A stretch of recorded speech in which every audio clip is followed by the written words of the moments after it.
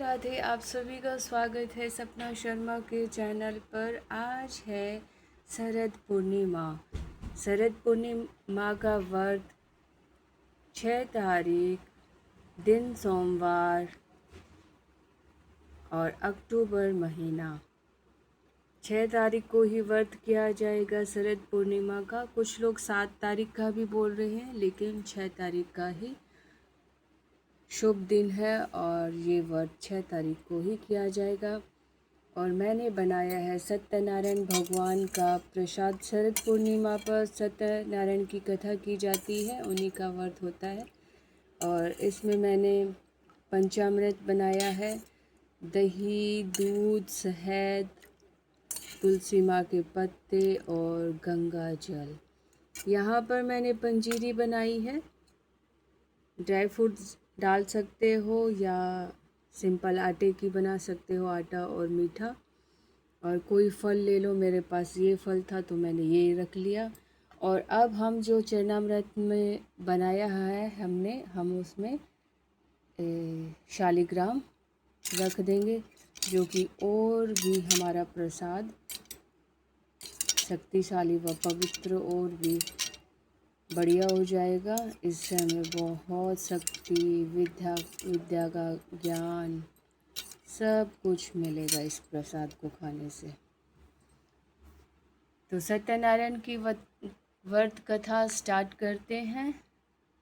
और इस दिन गाइस खीर भी बनाई जाती है। खीर को पकाकर छत पर रख दिया जाता है, जिसे चंद्रमा की किरणें पड़ती है और वो खीर बहुत ही शुद्ध हो जाती है। उस खीर को खाने से हर बीमारी का विनाश हो जाता है। तो खीर बनाकर भी आप छत पर रख देना आज के दिन। राधे राधे। सत्यनारायण की कथा स्टार्ट करते हैं। सत्यनारायण व्रत कथा, प्रथम अध्याय। व्यास जी ने कहा, एक समय नैमिषारण्य तीर्थ में सोनक आदि 88,000 समस्त ऋषियों ने पुराण वेता सूत जी से पूछा, जिस व्रत या तप से अपना अभीष्ट फल प्राप्त हो उसे सुनने की इच्छा है। हे महेश, आप कहिए। सूत जी ने कहा, इसी प्रकार एक समय नारद जी ने लक्ष्मीपति भगवान विष्णु से पूछा था। जिस समय भगवान विष्णु ने देवर्षि नारद से कहा था, उसे मन लगाकर सुनिए। एक समय योगी नारद दूसरों पर कृपा करने की कामना से अनेक लोकों में विरचते हुए मृत्यु लोक में आए। वहां आकर अनेक योनियों में उत्पन्न सभी प्राणियों को विविध प्रकार के कलेशों से दुखी और स्वकीय कर्मों से कलेशित देखा। इन प्राणियों का दुख किस तरह नाश हो सके, मन में विचार कर तत्काल विष्णु लोक चले गए।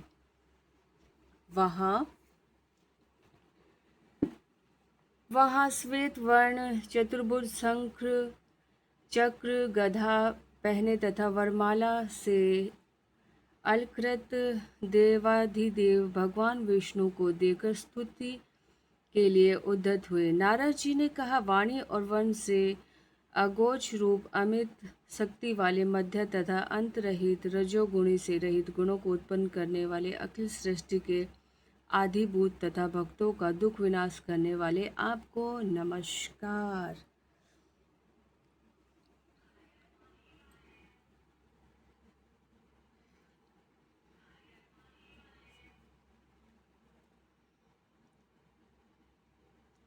भगवान विष्णु ने स्तुति सुनकर नारद जी से कहा, हे नारद, आप क्यों आए हो और आपके मन में क्या है? हे महाभाग, आप अपना मनोरथ कही, मैं उनका सब उत्तर दूंगा। नारद जी ने कहा, मृत्यु लोक में संपूर्ण प्राणी अनेक योनियों में उत्पन्न हुए अपने अपने पाप कर्मों से दुखी हो रहे हैं। हे स्वामी, यदि मेरे ऊपर आपकी कृपा हो तो बतलावे, इनका दुख कैसे दूर हो। श्री भगवान ने कहा, हे नारद, आपने संसार पर कृपा करने की कामना से उत्तम बात पूछी है। जिस उपाय से प्राणी मोह से मुक्त हो जाते हैं वह सुने। मैं कहता हूँ कि प्रभुत पुण्य को देने वाला स्वर्ग तथा मृत्युलोक में परम दुर्बल व्रत है। आपके स्नेह से इस व्रत को प्रकट सुख भोग मोक्ष प्राप्त कर लेता है। भगवान के ऐसे वचन सुनकर नारद मुनि ने कहा, हे भगवान, उसका फल, व्रत और विधान क्या है? उस व्रत को किसने किया है? व्रत को किस दिन करना चाहिए? उसकी सारी विधि विस्तार से कहें। श्री भगवान ने कहा, यह व्रत दुख और कलेश को शांत करने वाला है, धन और धान्य को बढ़ाने वाला है, सौभाग्य और संतान तथा स्वस्थ विजय दिलाने वाला है, तथा जिस किस दिन मनुष्य के मन में भक्ति श्रद्धा से उसी दिन संध्या समय सत्यनारायण की पूजा करे, विप्र और बंधु बांधवों सहित धर्म में तत्पर हो सकता है, नैवेद्य प्रसाद भक्ति से अर्पण करे, केला, फल, घी, दूध, गेहूं चूरन ले, गेहूं के चूरन के अभाव से साठा का चूरन, सकरा अथवा गुड़ लेना चाहिए। संपूर्ण प्रसाद भक्ति भाव से एकत्र कर भगवान का भोग लगा देना। जन समुदाय सहित तथा श्रवण कर ब्राह्मण को दक्षिणा दे, तदनंतर बंधु बांधवों सहित ब्राह्मणों को भोजन करावे। भक्ति से स्वयं प्रसाद भक्षण करे और नित्य गीता आदि गाते हुए रात्रि में जागरण करे। तदनंतर भगवान सत्यनारायण का ध्यान करता हुआ अपने घर जाए। इस प्रकार आचरण करने से निश्चय ही मनुष्य की इच्छाएं पूर्ण हो जाती है। विशेष कर कली काल में यह छोटा सा उपाय है। बोलो सत्यनारायण भगवान की जय। नारायण नारायण नारायण सत्यनारायण। बोलो नारायण नारायण नारायण सत्यनारायण नारायण नारायण लक्ष्मी नारायण। यह सत्यनारायण व्रत का प्रथम अध्याय समाप्त हुआ। दूसरा अध्याय। सूत जी ने कहा, ए ऋषियों, जिसने व्रत किया है उस कथा को मैं कहता हूँ। काशीपुरी नगर सुंदर नगरी में एक अत्यंत निर्धन ब्राह्मण रहता था। वह ब्राह्मण क्षुधा और तृषा से व्याकुल हो नित्य ही पृथ्वी के ऊपर विचरता तथा ब्राह्मणों से अधिक स्नेह करने वाले भगवान और विप्र को दुखी देखकर वृद्ध ब्राह्मण का रूप धारण कर आदर पूर्वक पूछा, हे ब्राह्मण, तुम भूमि के ऊपर अत्यंत दुखी हो क्यों भटकते हो? जितोत्तम, मैं उसका सारा कारण सुनना चाहता हूँ। कहो। ब्राह्मण ने कहा, मैं अत्यंत दुखी और दरिद्र हूँ। भिक्षा मांगने के लिए पृथ्वी पर भ्रमण करता हूँ। हे प्रभु, यदि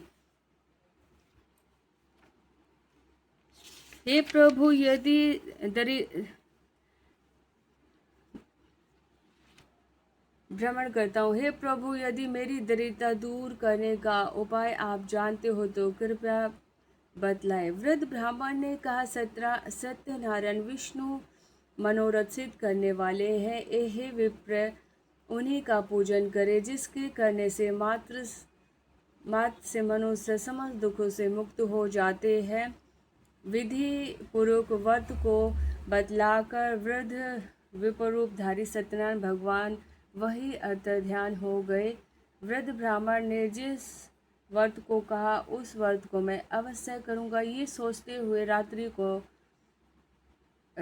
को निद्रा न आई। प्राप्त काल ही उठकर वह विप्र सत्यनारायण का व्रत करने का संकल्प कर भिक्षा मांगने के लिए चल पड़ा। उस दिन उस विप्र को बहुत धन की प्राप्ति हुई और उस धन से बंधु बांधवों सहित उसने सत्यनारायण का व्रत किया। वह ब्राह्मण उस व्रत के प्रभाव से समस्त दुखों से मुक्त हो संपूर्ण संपत्ति से पूर्ण हो गया। उस दिन से ही प्रत्येक महीने व्रत करने लगा। यो सत्यनारायण का व्रत कर वह तिजोतम समस्त पापों से मुक्त हो मोक्ष को प्राप्त हुआ। सत्यनारायण व्रत को पृथ्वी पर जो कोई करता है मनुष्य के सब दुख नष्ट हो जाते हैं। इस प्रकार भगवान विष्णु ने नारायण जी से कहा, हे ऋषियों, मैंने यह व्रत आप लोगों को सुनाया और अब क्या वर्णन करूं। सुनकर ऋषियों ने कहा, हे मुने, उस ब्राह्मण से सुनकर इस व्रत को पृथ्वी पर किसने किया वह हम सुनना चाहते हैं, क्योंकि हमारी विशेष श्रद्धा है। सूत जी ने कहा, जिसने इस व्रत को भूमि पर किया उसकी कथा सुनो। एक दिन वही श्रेष्ठ ब्राह्मण धन और ऐश्वर्य के अनुसार सर्वजन बंधुओं सहित व्रत करने को उद्यत हुआ। इतने में काष्ठक्रेता लकड़ी बेचने वाला आया। वह काष्ठ के भार को बाहर रखकर ब्राह्मण के घर गया। प्यास से उसकी आत्मा व्याकुल हो रही थी, परंतु वह ब्राह्मण को व्रत करते देखकर उनको प्रणाम कर कहने लगा, आप क्या करते हो और इसके करने से किस फल की प्राप्ति होती है? हे ब्राह्मण, यह है विस्तार पूर्वक वर्णन करे। विप्र ने कहा, यह सत्यनारायण का व्रत समस्त मनोकामनाओं को पूर्ण करने वाला है। इसी के व्रत के प्रभाव से मुझे धन धान्य प्राप्त हुआ है। इस व्रत की महिमा उस ब्राह्मण से सुनकर काष्ठक्रेता अत्यंत प्रसन्न हुआ। प्रसाद भक्षण कर और जल पीकर नगर में चला गया। भगवान सत्यनारायण के लिए मन में ऐसा विचार करने लगा कि आज इस नगर में लकड़ी को बेचने से जो धन प्राप्त होगा उसी से मैं सत्यनारायण भगवान का उत्तम व्रत करूँगा। यो विचार कर लकड़ी को सिर पर रखकर जहाँ बड़े बड़े धनी लोग रहते थे उस नगर में गया। वहाँ उस दिन लकड़ी बेचने से उसे 2 गुना धन प्राप्त हुआ। प्रसन्न हृदय से उसने पक्के केले, चीनी, घृत, दूध और गेहूं का चूरन लिया। सबको सवाया एका कर उसने अपने घर गया। वहाँ बंधु बांधवों को बुलाकर विधि पूर्वक व्रत किया। इस व्रत के प्रभाव से काष्ठक्रेता धन और पुत्र से संपन्न हो गया। इस लोक में सुख भोग कर अंत में सत्यलोक को चला गया। बोलो सत्यनारायण भगवान की जय। लक्ष्मी नारायण नारायण नारायण सत्यनारायण, लक्ष्मी नारायण नारायण नारायण सत्यनारायण। 3रा अध्याय। सूत जी ने कहा, हे श्रेष्ठ मुनियों, मैं आगे की कथा कहता हूँ, तुम सुनो। पहले उलामुख नामक बुद्धि नाम जितेंद्रिय और सत्यवादी राजा था। वह धर्मात्मा नित्य प्रतिदेव मंदिर में जाता था और ब्राह्मणों को दान देकर संतुष्ट करता था। उसकी स्त्री लीलावती कमलावदना पतिव्रता थी। वो दोनों भद्रशील नदी के तट पर सत्यनारायण भगवान का व्रत करते थे।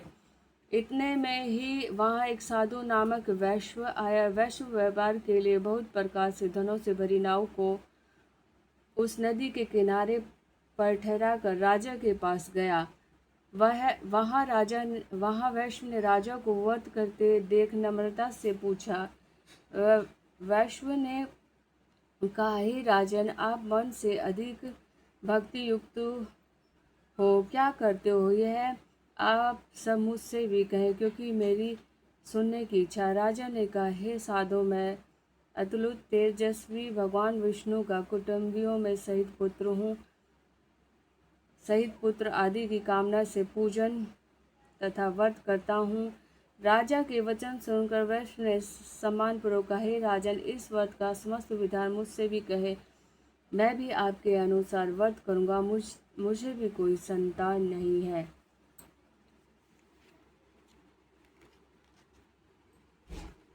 इस व्रत के करने से निश्चय ही होगी। राजा ने सत्यनारायण व्रत का सनातिदायक विधान कहा। वह वैश्व व्यापार से निवृत्त हो प्रसन्न होकर अपने घर आया। वह संतान को देने वाले व्रत का वरदान अपनी स्त्री से कहकर बोला कि मैं भी व्रत करूँगा, इससे हमारे यहाँ संतान का जन्म होगा। इस प्रकार उस श्रेष्ठ वैश्व ने अपनी स्त्री लीलावती से व्रत का संपूर्ण महात्म्य सुनाया।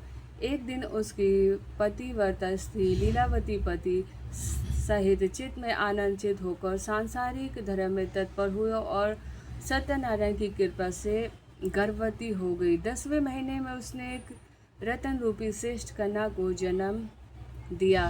वह कन्या जैसे शुक्ल पक्ष में द्वितीय से पूर्णिमा तक चंद्रमा बढ़ता है उसी तरह बढ़ने लगी।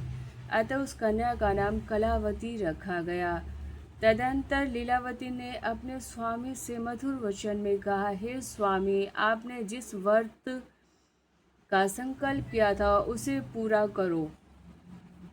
वैश्य ने कहा, हे विप्र, कन्या के विवाह के समय सत्यनारायण का व्रत करूँगा। इस प्रकार स्त्री को समझाकर वैश्व दूसरे नगर में व्यापार करने चला गया। इधर वह कन्या कलावती अपने पिता के घर वृद्धि को प्राप्त होने लगी। तदंतर उस वैश्व ने नगर की सखियों के साथ खेलती हुई इस कन्या को विवाह के योग्य देखा तो विवाह करने की मंत्रणा पर तुरंत दूत भेज दिया और कहा, कन्या के विवाह के लिए श्रेष्ठ वर खोजो। ऐसी आज्ञा पाकर दूत कंचन नगर में पहुंचा। वहां से एक वैश्य के पुत्र को लाया। बनिए के पुत्र को सुंदर गुणवान देकर जाति बंधुओं सहित वैश्व ने चित्त में संतुष्ट होकर विधि विधान से कन्या दान कर दिया। परंतु भाग्यवश उस उत्तम व्रत का विस्मरण हो गया। कन्या के विवाह के समय व्रत न करने से भगवान सत्यनारायण रुष्ट हो गए। कुछ दिनों के बाद कार्य में कुशल वैश्व जमाता सहित व्यापार के लिए चल पड़ा। समुद्र के समीप रतन सागर में जाकर उसने श्रीमान जमाता के साथ व्यापार करने लगा। तत्पश्चात दोनों राजा चंद्रकेतु के रमणीय नगर में चले गए। उस समय सत्यनारायण भगवान ने साधु को भ्रष्ट प्रतीक देकर श्राप दे दिया कि तुम्हें कठिन दुख होगा। एक दिन राजा के धन को लेकर चोर वहीं आकर ठहरे जहां दोनों वैश्व रहते थे। उसी समय राजा के दूतों को वेग से आते देख मन में भयभीत हो धन को उस स्थान पर छोड़ कर चले गए चोर, परंतु वहां से भाग गए। उधर दूत सज्जन वैश्वों के निकट आए। वहां राजा के धन को देख उन दोनों वैश्वों को बांधकर ले गए। प्रसन्नता से दौड़ते हुए राजा के समीप जाकर दूतों ने कहा, हे प्रभु, हम चोरों को पकड़कर लाए हैं, देखकर आज्ञा दीजिए। राजा की आज्ञा पाकर दूतों ने बिना विचार से ही उन दोनों को बांधकर जेल खाने भेज दिया। सत्यनारायण की माया से उनका कहना नहीं सुना और राजा चंद्रकेतु ने उनका सब धन ले लिया। इधर भगवान के साथ से वैश्व की स्त्री अधिक दुखित हो गई और जो कुछ घर पर रखा था वह सब चोरों ने चुरा लिया। स्त्री अति दुखित हो गई और जो कुछ घर में रखा था वह सब चोरों ने चुरा लिया। आदि व्याधि, भूख प्यास और अन्न की चिंता से दुखी होकर वह घर घर फिरने लगी। कन्या कलावती की प्रतिदिन घर घर भिक्षा मांगने लगी। एक दिन वह कन्या ने देखा किसी के घर सत्यनारायण का व्रत हो रहा है और वहां बैठकर वह सत्यनारायण के व्रत की कथा सुनने लगी जहाँ पर सत्यनारायण की व्रत कथा हो रही थी। उसने व्रत देखा, बैठकर कथा सुनने लगी। वर मांगो और सत्यनारायण का प्रसाद भक्षण कर रात्रि में घर आई। उसकी माता कलावती उससे प्रेम सहित पूछने लगी, हे पुत्री, इतनी रात्रि तक तुम कहाँ थी और तेरे मन में क्या है? परंतु तुरंत ही कन्या ने माता से कहा, माते, मैंने ब्राह्मण के घर मनोरथ सिद्ध करने वाले वर्त देखा। कन्या के वचन सुनकर वैश्व की स्त्री परसों सत्यनारायण व्रत करने को उद्यत हुई। उस पर पतिव्रता ने बंधु बांधवों सहित सत्यनारायण का व्रत किया और वर मांगा कि मेरे पति और जमाता शीघ्र ही चले आवे। आप मेरे स्वामी और जमाता का अपराध क्षमा करें। इस व्रत के करने से भगवान सत्यनारायण फिर प्रसन्न हो गए। भगवान सत्यनारायण ने श्रेष्ठ राजा चंद्रकेतु को सौंपन दिया कि हे राजन, बंदी गृह में उपस्थित दोनों वैश्वों को भोर होते ही छोड़ दो और जो कुछ तुमने लिया था वह भी तुरंत दे दो, नहीं तो राजधन राज्य सहित तेरा नाश कर दूंगा। क्यों कहकर भगवान प्रभु अर्थ ध्यान हो गए।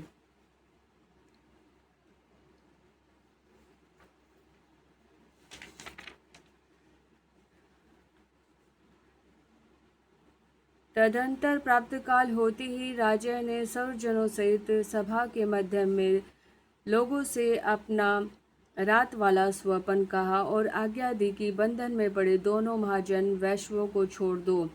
राजा के वचन सुनकर राजपुरुष महाजन वैश्वों को तुरंत से मुक्त कर नम्रता से राजा के समक्ष लाकर कहने लगे, दोनों वैश्वों को बंधन से मुक्त कर ले आए। दोनों महाजन वैश्व ने चंद्रकेतु को प्रणाम कर पूर्व वृतांत का स्मरण कर भय से व्याकुल हो कुछ भी नहीं कहा। राजा वणिक पुत्रों से आदरपूर्वक कहने लगे, आपने भाग्य से महादुख प्राप्त किया, अब तुम्हें कुछ भय नहीं। यो कहकर बेड़ियाँ कटवा दी और शोर कमार्दिक करवाया। राजा ने वस्त्र भूषण देकर आदर सहित वचनों से अत्यंत संतुष्ट हो किया। जो कुछ धन पहले लिया था उसका 2 गुना धन दिया। फिर राजा ने उन महाजनों से कहा, हे महाजन, आपने घर जाइए। राजा को प्रणाम कर वैश्व ने कहा, जब आपकी कृपा से चले जाएंगे। यो कहकर महावैश्व अपने घर को चले। यह सत्यनारायण की कथा व्रत कथा का 3रा अध्याय समाप्त हुआ। बोलो नारायण नारायण नारायण, सत्यनारायण नारायण नारायण। बोलो नारायण नारायण नारायण, सत्यनारायण नारायण नारायण। 4था अध्याय। सूर्य बोले वैश्व ने प्रथम मंगल विधान कर यात्रा की तथा वह ब्राह्मणों को दान देकर अपने घर को चला। उन वैश्वों के थोड़ी दूर पहुंचने पर सत्यनारायण प्रभु ने जिज्ञासा की कि तेरी नाव में क्या भरा है। मंदोमंत वैश्व ने हंसकर कहा, हे दंडित, क्यों पूछते हो? क्या आप रुपए लेने की व धन लेने की इच्छा करते हो? हमारी नौका में लता पत्र भरे हैं। भगवान ने ऐसे कठोर वचन सुनकर कहा, तुम्हारा वचन सत्य हो। भगवान दंडी ऐसा कहकर तुरंत उसके पास से हट गए। थोड़ी दूर जाकर समुद्र की तीर पर बैठ गए। दांडी सन्यासी के चले जाने पर वैश्व ने संध्या आदि कर्म किया। तब नाव को ऊंची उठी देकर अत्यंत विस्मय में पड़ गया। उसमें लता पत्र देकर वह मूर्छित हो भूमि पर गिर पड़ा। जब वैश्व को चेत हुआ तो वह अत्यंत चिंता करने लगा। उस समय उसके जमाता ने कहा, आप शोक क्यों करते हो? भगवान दंडी ने ही शाप दिया है। वही सब कुछ करने में समर्थ है। उन्हीं के शरण में चले। जो मनोरथ सिद्ध होगा। वैश्व जमाता के वचन सुनकर तुरंत ही भगवान दंडी के निकट गया और उनको देखकर भक्ति भाव से प्रणाम किया। आदर से कहने लगा, मैंने जो कुछ आपके सामने कहा था उसे क्षमा करो। वो बारंबार कहता हुआ शोक से व्याकुल हो गया। उसको रुदन करते देख दंडी स्वामी ने कहा, हे वैश्व, रुदन मत करो, मेरे वचन को सुनो। मेरी आज्ञा तथा पूजा से ही तुम्हें बार बार दुख प्राप्त हो रहा है। भगवान के ऐसे वचन सुनकर वह स्तुति करने लगे, हे भगवान प्रभु, आपकी माया से ब्रह्मा आदि देवता भी मोहित होकर आपके गुण और रूप को नहीं जान सकते, तो आपकी माया से मोहित मैं कैसे आपको जान सकता हूँ। अब आप प्रसन्न हो और आपका अपने विस्तार अनुसार पूजन करूँगा। मेरी नाव को पहले की तरह धन से पूर्ण करो और आप मुझ शरणागत की रक्षा भी करें। ऐसी भक्तिपूर्वक वाणी सुनकर जनार्दन भगवान विष्णु प्रसन्न हो गए। मनोवांछित वरदान देकर भगवान तत्काल अंतर ध्यान हो गए। तदंतर वैष्णु ने नाव के ऊपर चढ़कर नाव को धन से भरी देखकर कहा, सत्यनारायण जी की कृपा से मेरे मनोरथ सफल हो गए। यो कहकर साथियों के सहित विविध व्रत पूजन कर सत्यनारायण की कृपा से अधिक प्रसन्न हो गए। यत्न पूर्वक नाव को सहेज अपने देश को चल दिया। अपने जमाता से वैश्व कहने लगा, हमारी रतनपुरी नाम वाली नगरी को देखो। अपने धन के रक्षक दूत को अपने घर भेजा। वहाँ दूत नगर में बनी एक स्त्री को देख और प्रणाम कर अभीष्ट वचन कहने लगा। जमाता बांधवों एवं धन सहित सेठ जी नगर के निकट आकर प्राप्त हुए। दूत के मुख से ऐसी वाणी सुनकर वह पतिव्रता लीला अत्यंत प्रसन्न हुई और वह सत्यनारायण की पूजा से निवृत्त हो अपनी कन्या से बोली, हे पुत्री, मैं सेठ जी के दर्शन करने जा रही, तुम शीघ्र आना। माता के ऐसे वचन सुनकर चटपट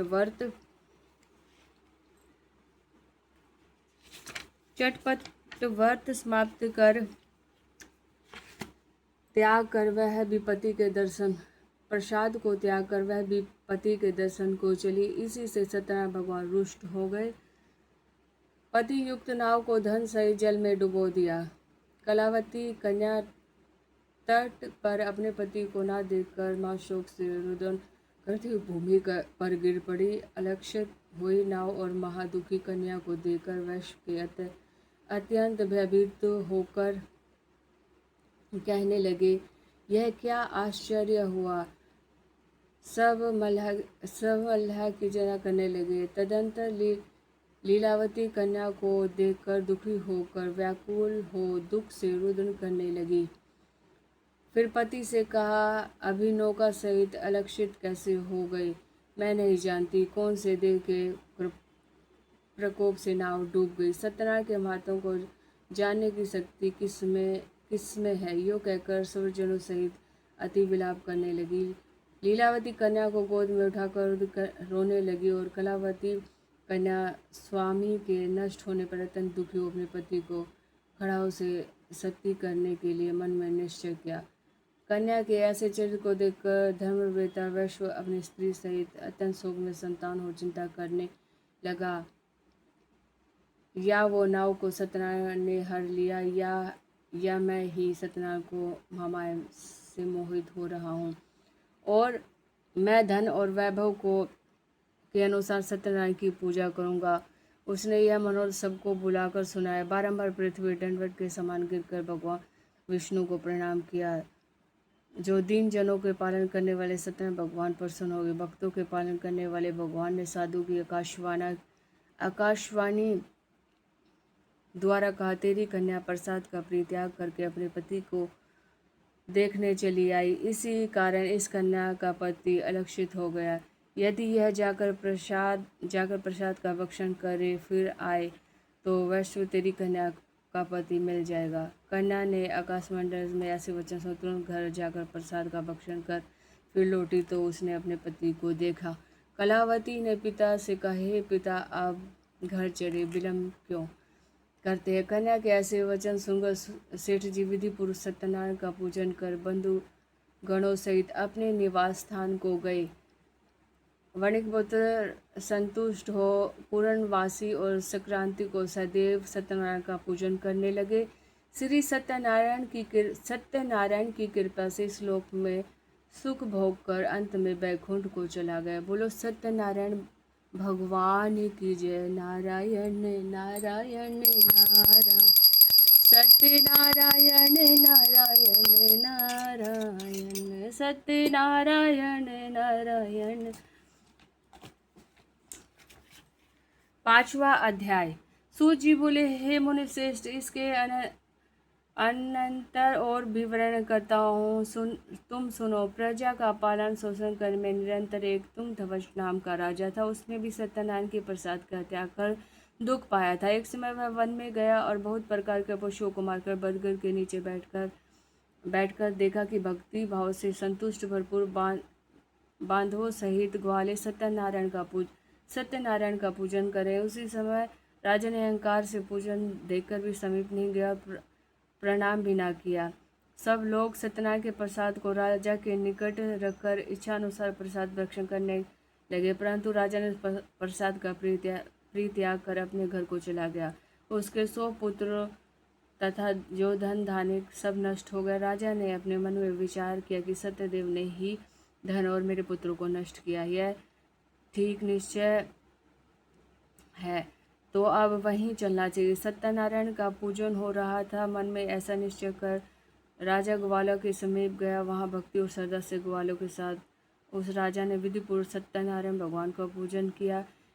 वह सत्यनारायण की कृपा से पुनः धन तथा पुत्र से युक्त हो गया। इस लोक में सुख भोग अंत के समय वैकुंठ को चला गया। जो परम दुर्बल सत्यनारायण के व्रत को करेगा, भक्ति युक्त और इस फलदायिनी पवित्र कथा को सुनते हो से सत्यनारायण की कृपा से धन धान्य की प्राप्ति होती है। दरिद्रता को धन की प्राप्ति, बंधन से बंधे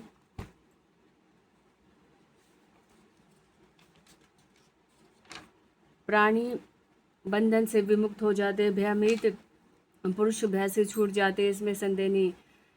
वक्रकर्ता और श्रोता संसार में मन पदार्थों को भोगकर मृत्यु के बाद सत्यलोक चले गए। हे ब्राह्मण, मैंने भी तुमसे सत्यनारायण का वर्णन किया। इसके करने से मनुष्य समस्त दुखी से मुक्त हो जाता है। सत्यनारायण की पूजा कलियुग में विशेष फलदायी है। भगवान को कोई काल, कोई सत्य, कोई ईर्षा और कोई सत्यनारायण को कोई सत्यदेव कहेंगे। इस प्रकार अनेक रूपों में सत्यनारायण भगवान सबके मनोरथ पूर्ण करते हैं। कलियुग में सत्य रूपी भगवान का अवतार होगा। जो मनुष्य कथा का पाठ करते हैं, जो स्मरण करते हैं, सत्यनारायण की कृपा से उनके पाप नष्ट हो जाते हैं। बोलो सत्यनारायण भगवान की जय। 5वीं कथा समाप्त। जय सत्यनारायण भगवान, जय सत्यनारायण देव भगवान, जय सत्यनारायण देव। सत्यनारायण भगवान की आरती। जय लक्ष्मी रमणा स्वामी, जय लक्ष्मी रमणा। सत्यनारायण स्वामी जन पातक हरिणा। ओम जय लक्ष्मी रमणा। रतन सिंह रतन जड़ित सिंहासन, अद्भुत छवि राजे।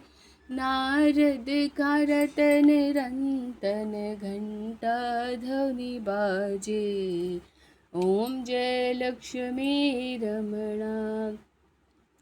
परकट भय कली कारण, द्विज को दृश्य दियो। बूढ़ो ब्राह्मण बन के कंचन महल कियो। ओम जय लक्ष्मी रमणा। चंद्रचूड़ के राजा, जिनकी विपत हरी।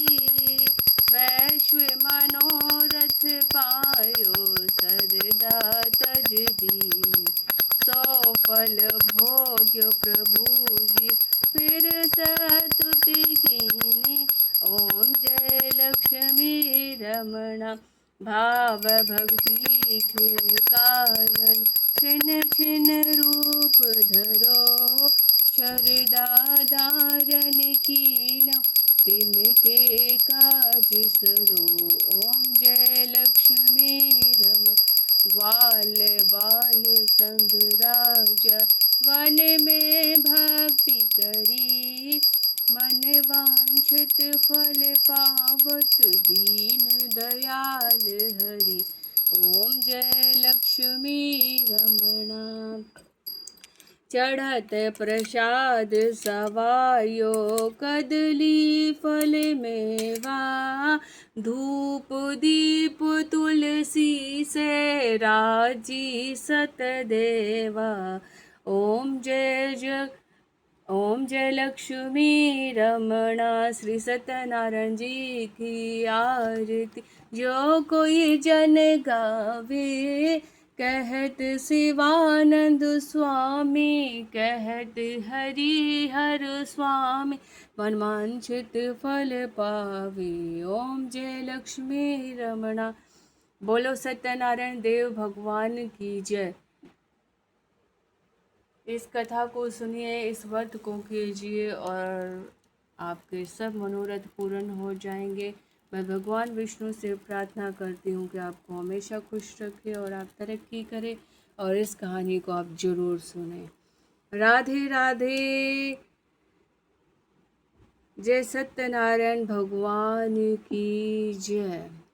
प्लीज़ गाइस, आप लोगों को मेरी कथा अच्छी लगे तो इसको लाइक शेयर एंड सब्सक्राइब कर दीजिए। कथा थोड़ी सी लंबी है। सत्यनारायण भगवान की जय।